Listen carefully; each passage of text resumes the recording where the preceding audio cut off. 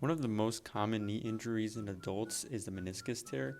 And essentially what that is, it's a tear in the meniscus. And the meniscus is a C-shaped piece of cartilage that sits inside the knee, and it looks like that. It's a very common injury, especially among younger athletes or younger people who are active, and especially in those that play sports that require pivoting, that require jumping, twisting of the leg, which is common in most sports.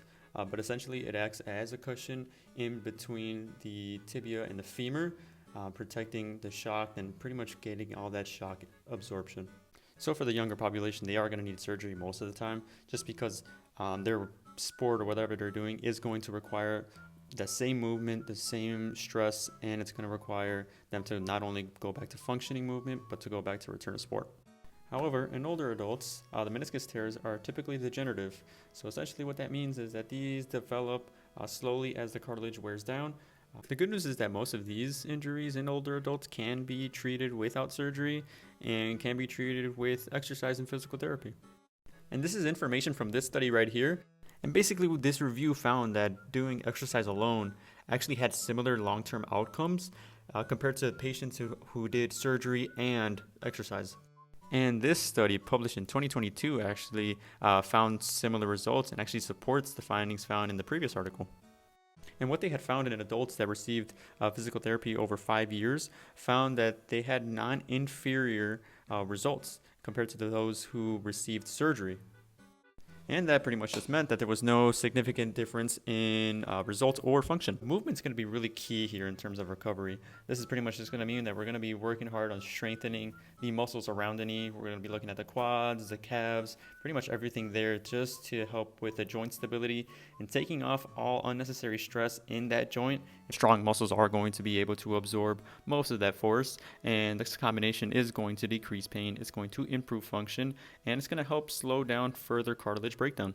It's also worth mentioning that in those studies published, the researchers actually mentioned how important it is to continue range of motion work between the therapist and the patient to reduce stiffness and to really make it easier for them to strengthen the muscles.